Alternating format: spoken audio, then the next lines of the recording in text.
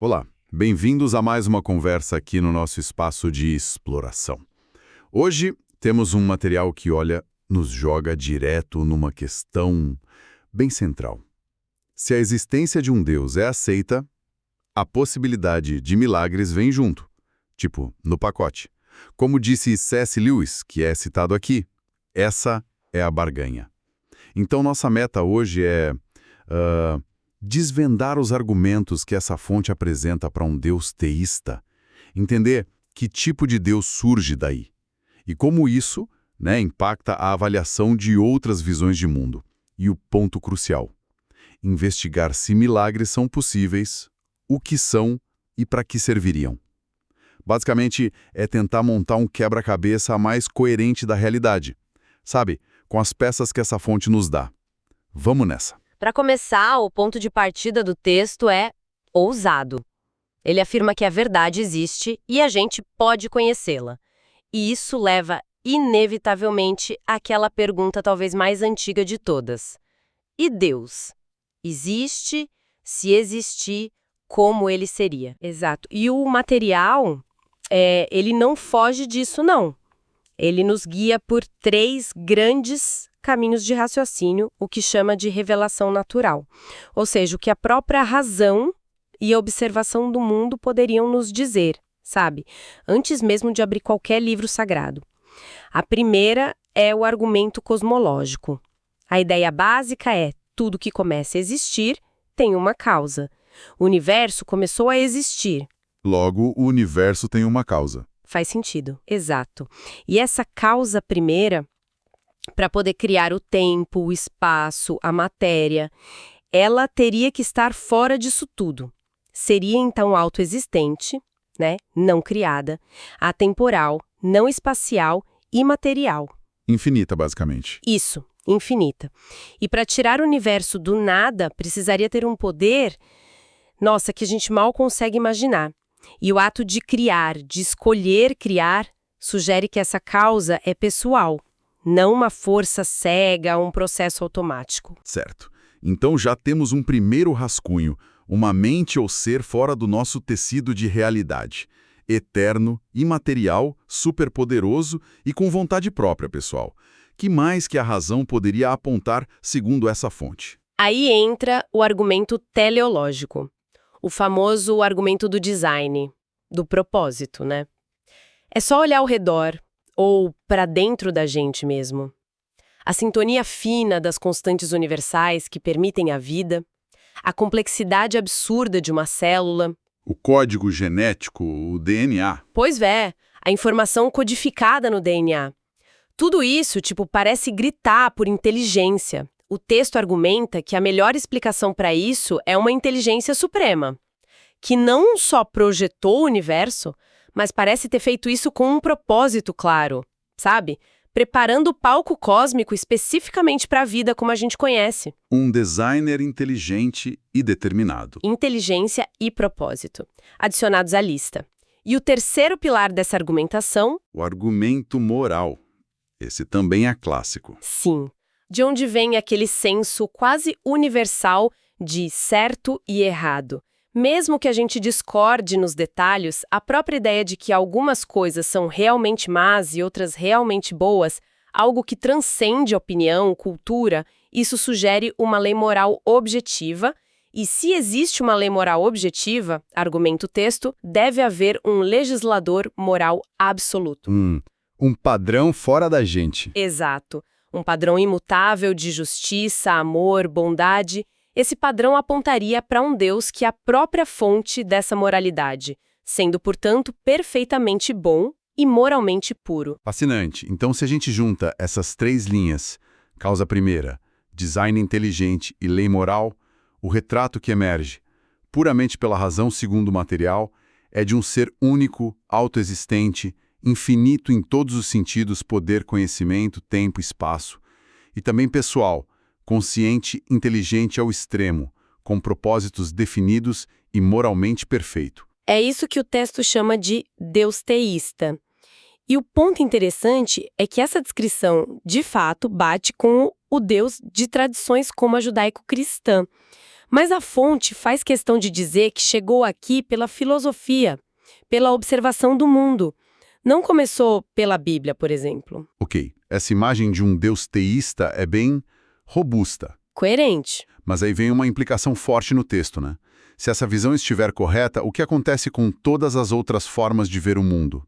As não teístas. O material parece fazer um corte radical. Sim, a lógica apresentada é bem direta, afiada até, baseada na lei da não contradição.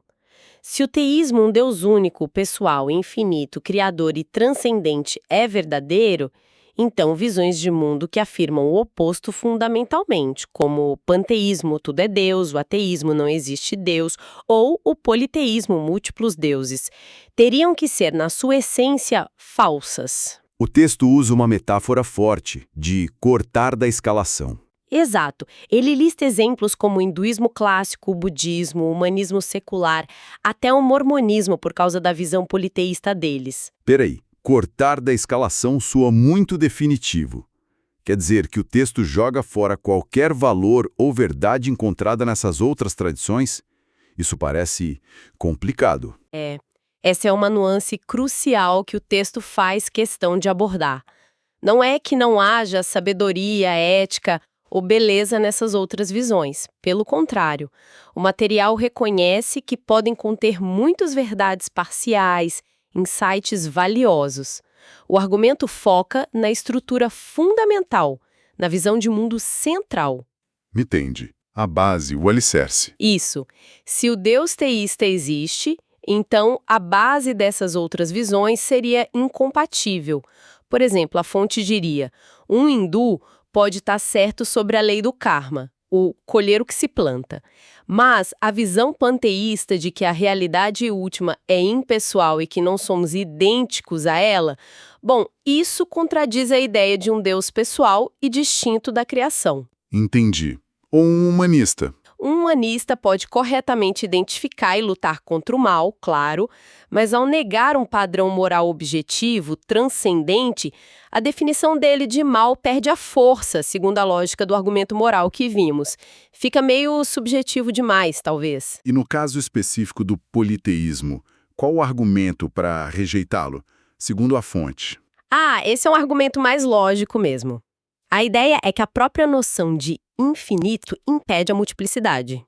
Pensa assim, se existissem 2 ou mais seres infinitos, eles teriam que ter alguma diferença entre si para serem distintos, certo? Sim, senão seriam o mesmo ser. Pois é, mas se um difere do outro, isso significa que um tem algo que o outro não tem, ou falta algo que o outro tem.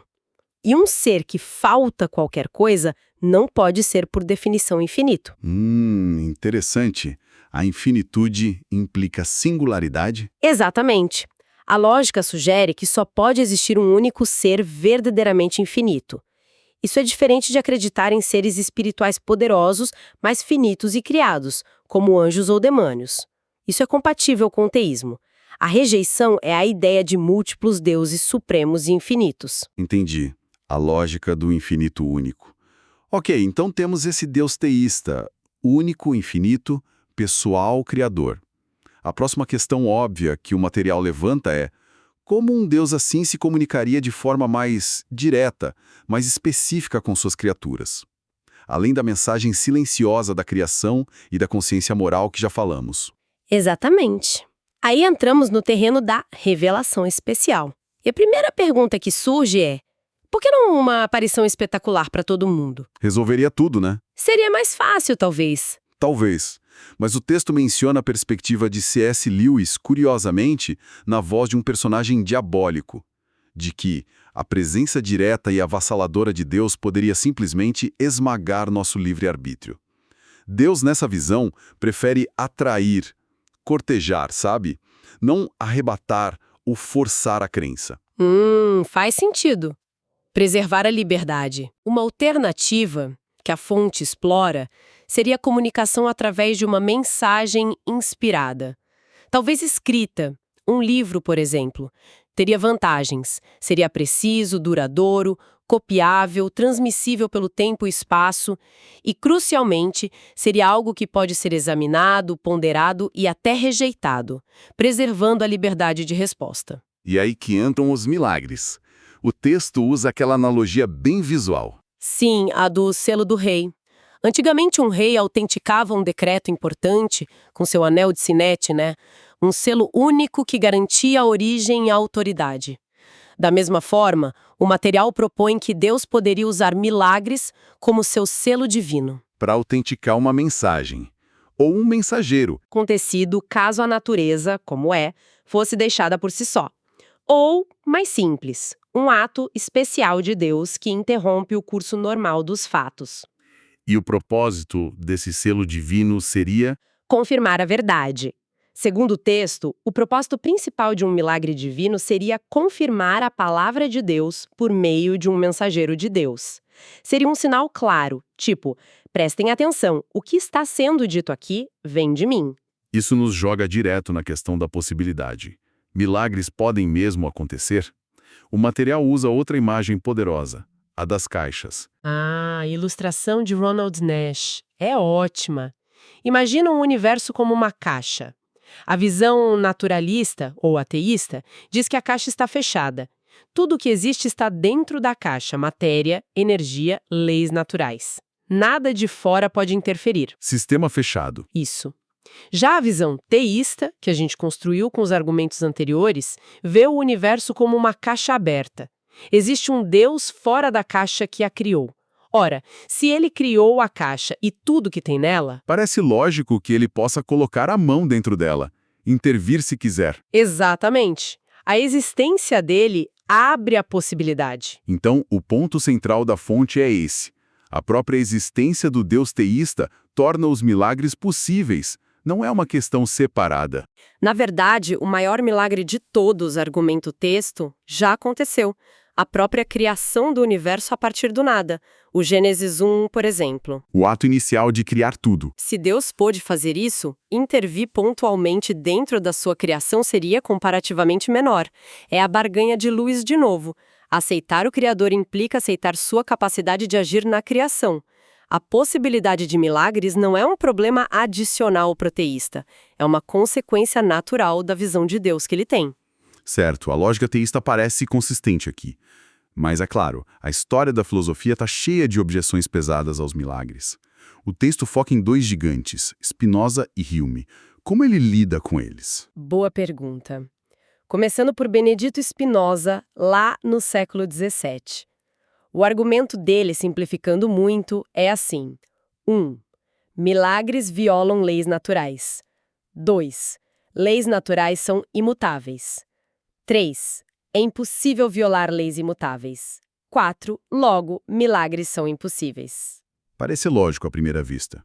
Qual a crítica? A crítica do texto é que isso comete uma falácia chamada petitio principii, ou petição de princípio.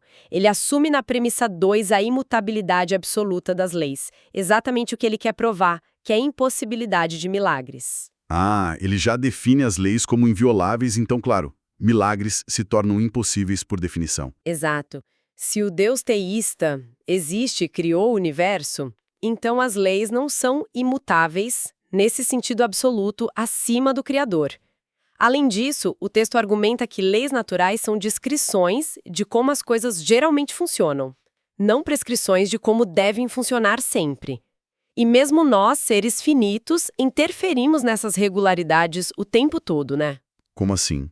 Um jogador que pega uma bola no ar supera a trajetória que só a gravidade ditaria. Um avião voa, desafiando a gravidade. Se nós podemos fazer isso dentro das leis, por que o criador das leis não poderia agir de forma extraordinária superando a regularidade? Ok, entendi a crítica a Spinoza. O argumento dele é meio circular. E quanto a David Hume, um século depois? O argumento dele é famoso, né? Muitos o consideram decisivo contra milagres. É mais sutil, sim, e muito influente. O argumento dele, como o texto esquematiza, é mais ou menos assim. 1. Uma lei natural é estabelecida por experiência uniforme e regular. A gente vê acontecendo sempre. 2. O milagre é, por definição, uma violação dessa regularidade. Um evento raro, único talvez. 3. A evidência para o regular, a lei, é, por definição, vasta, constante.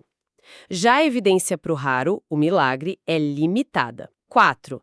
Uma pessoa sábia sempre baseia sua crença na maior evidência disponível. 5. Portanto, nenhuma pessoa sábia deveria acreditar num relato de milagre porque a evidência da lei natural sempre vai pesar mais. Parece quase uma questão de probabilidade matemática. O que acontece todo dia é mais crível do que o que quase nunca acontece. Onde está a falha aí, segundo o material? A principal falha apontada está na premissa 3. Essa ideia de que a evidência pro regular é sempre maior ou mais decisiva que a evidência pro raro.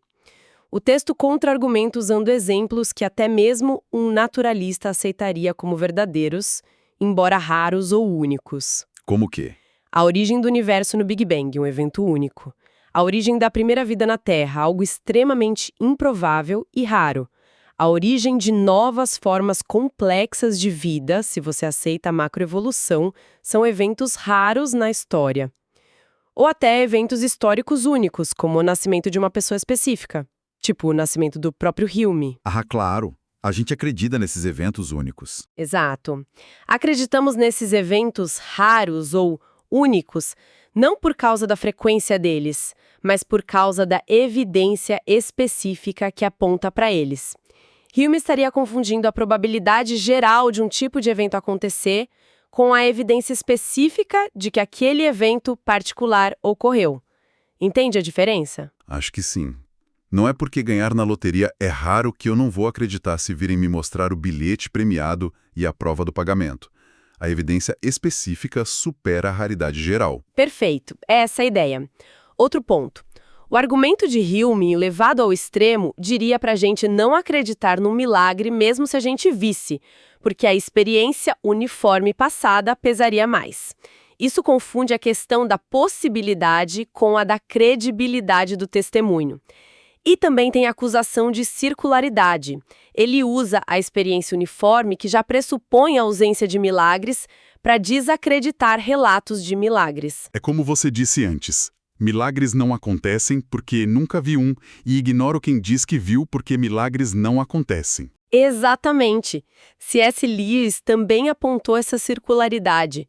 Basicamente, Hume define milagre como raro e depois o rejeita por ser raro. Ele não avalia a evidência do evento em si. Entendo.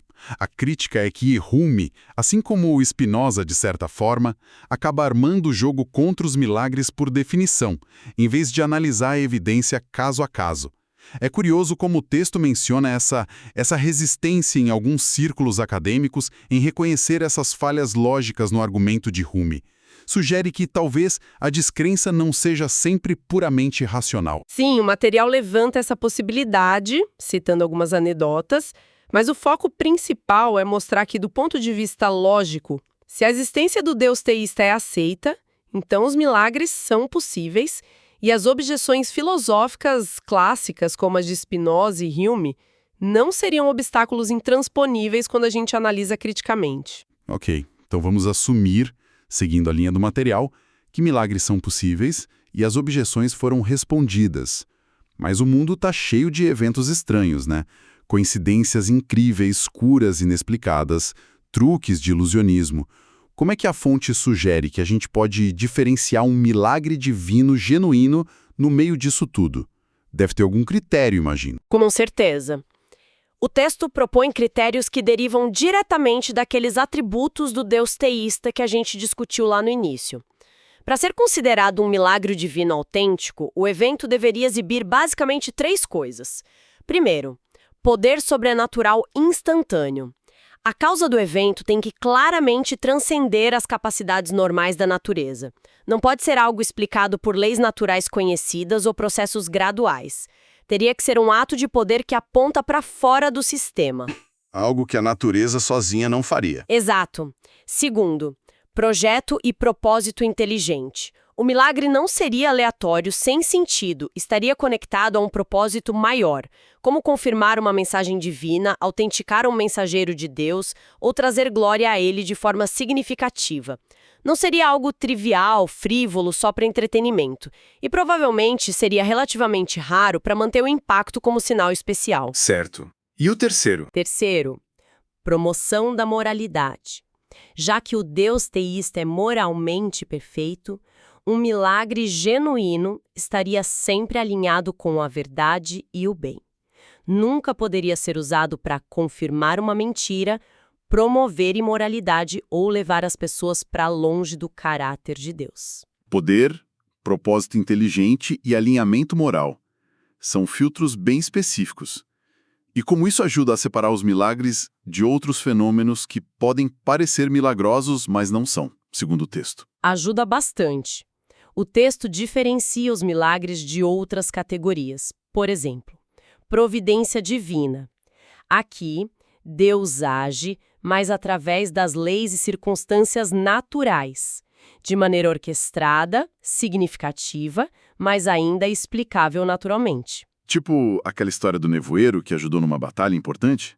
Foi providencial, mas ainda era um nevoeiro. Exatamente. A diferença para o milagre é a interrupção direta das leis naturais.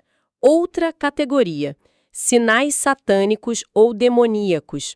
O material reconhece a possibilidade de poder sobrenatural vindo de fontes malignas, mas argumenta que seria um poder limitado, de criatura, não do Criador infinito, frequentemente associado ao ocultismo, engano, promoção do mal, buscando glorificar a criatura, não o Deus verdadeiro. E limitado no sentido de não poder criar vida, como nos exemplos bíblicos. Isso. O texto lembra a história dos magos do Egito que podiam imitar algumas pragas, mas não criar vida do pó. Depois tem os fenômenos psicossômaticos. A mente tem poder sobre o corpo, sim. Curas podem ocorrer por sugestão, fé, emoções positivas. O caso do Norman Cousins, que se curou com risadas. Sim, mas esse poder é limitado. Não regenera membros amputados, não cura todas as doenças orgânicas instantaneamente. Tem a mágica ou ilusionismo, que são truques humanos, habilidade, distração, aparatos, entretenimento, não poder sobrenatural. Tirar coelho da cartola. Exato. E por último, as anomalias naturais. Eventos estranhos que a ciência ainda não compreende totalmente, mas que geralmente têm algum padrão e se busca explicação dentro das leis naturais. Como o voo do zangão que antes achavam impossível. Isso. Um milagre, por outro lado, seria um evento singular, muitas vezes predito, com um contexto teológico e moral claro, não só uma peculiaridade da natureza. Essa categorização ajuda a refinar o que estamos procurando realmente. Mas isso nos leva a uma pergunta inevitável, uma que muita gente faz e que o material também toca. Se milagres como os da Bíblia aconteceram, mares se abrindo, mortos ressuscitando, por que a gente não vê coisas dessa magnitude hoje, com a mesma frequência ou de forma tão pública? É uma ótima pergunta, e a perspectiva do texto é bem interessante. Ele argumenta que mesmo dentro da própria narrativa bíblica, esses milagres espetaculares e públicos não eram eventos do dia a dia. Eles parecem ter se concentrado em 3 janelas principais na história, 3 períodos-chave. Quais seriam? Primeiro, a época de Moisés e do Êxodo, ligada à libertação de Israel, à entrega da lei no Sinai, ao estabelecimento da nação. Segundo, a época dos profetas, Elias e Eliseu. Um período crítico de confronto com a idolatria generalizada em Israel. E terceiro, a época de Jesus e dos apóstolos, ligada à vinda do Messias, ao estabelecimento da nova aliança, à fundação da igreja. Entendi. Períodos específicos. Sim. E o ponto-chave é que o propósito principal desses milagres, nessas épocas específicas, parece ter sido autenticar nova revelação divina e os novos mensageiros que a traziam. Ah, então a ideia não é que Deus parou de fazer milagres, mas que aquele tipo específico de milagre, o selo do rei para uma nova fase da revelação, talvez não seja mais necessário da mesma forma se a revelação fundamental já foi entregue e estabelecida. Exatamente essa linha de raciocínio apresentada.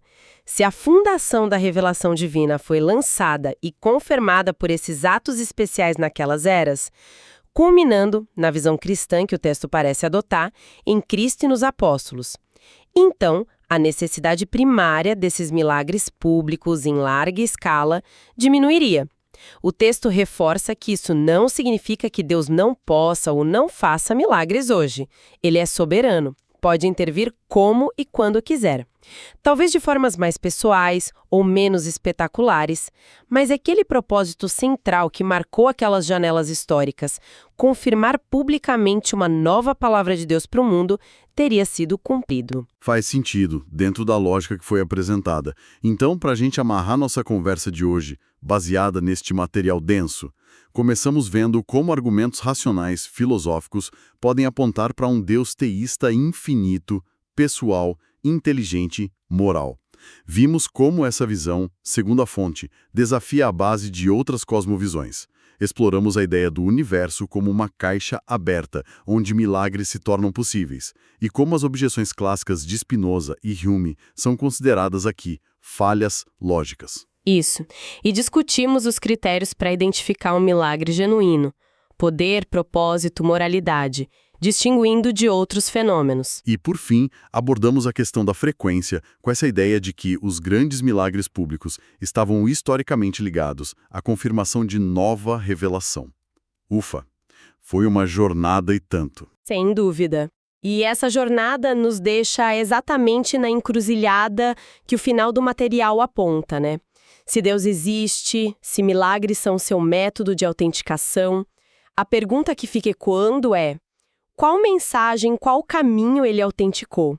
O texto argumenta que os milagres serviriam como critério para a gente avaliar as reivindicações das grandes religiões teístas que afirmam ter recebido revelação especial. Principalmente o judaísmo, cristianismo e o islamismo. Exato. A provocação final, então, é um convite para o próximo passo investigativo: examinar as evidências históricas e os relatos de milagres apresentados por cada uma dessas tradições. Qual delas, se alguma, realmente carrega o selo do rei? Essa é a questão que o material deixa para nossa reflexão e talvez para uma futura exploração.